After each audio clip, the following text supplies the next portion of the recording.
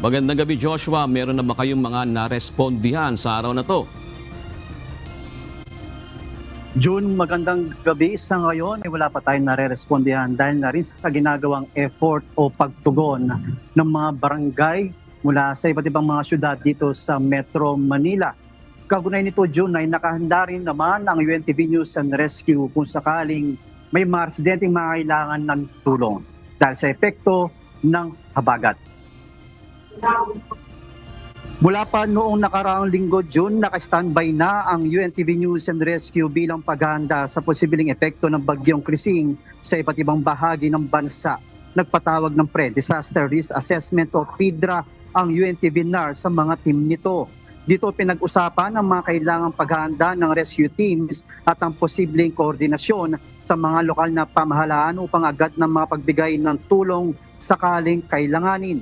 At ngayong kasagsagan ng habagat June, nagsimula na rin mag-ikot ang UNTV News and Rescue sa mga mabababang lugar para magpaalala sa mga residente na maging alerto at sundin ang mga anunsyo ng kanilang LGU lalo na sa banda ng pagbaha.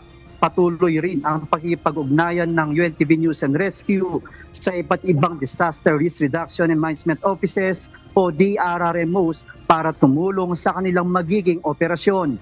Kasama rin nakamonitor ang UNTV News and Rescue Office sa Pampanga na nakastandby sakaling may kailangang sagipin o tulungan sa kanilang area of responsibility. Handa rin ang UNTV News and Rescue sa pag-ikot na hindi rin tumigil sa mga lugar na naapektuhan ng pagbaha sa Metro Manila at karatig na lalawigan gaya ng Caloocan City, Quezon City, Marikina City, Pasig City, Rizal at sa bahagi ng Bulacan. As of 4:30 ngayong hapon June, narito ang ilang lugar na binaha dulot ng habagat base sa monitoring ng UNTV NAR Command Center. 4 na lugar sa Rizal, sa bahagi ng Barangay Santa Ana, Taytay, Marang Road, Mali, San Mateo, Southville National High School sa San Isidro Rodriguez, Marang Road, Mali, San Mateo, at 3 barangay naman sa Quezon City sa Barangay Iscamias, Araneta Avenue, Barangay Tatalon, Barangay Quirino at ilang lugar sa Bulacan sa bahagi ng MacArthur Highway, Barangay Poblacion, Giginto, Lucero Street, Canyogan, Malolos City.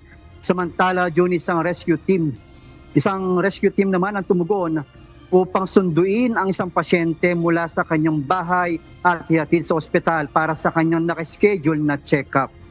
June, ang command center ng UNTV News and Rescue ay 24/7 na available. At para sa ating mga kababayan na mga kailangan ng tulong, tumawag lamang sa ating rescue hotline na 0923-544-5376. Ulitin ko lamang po ang ating rescue hotline, 0923-544-5376. June?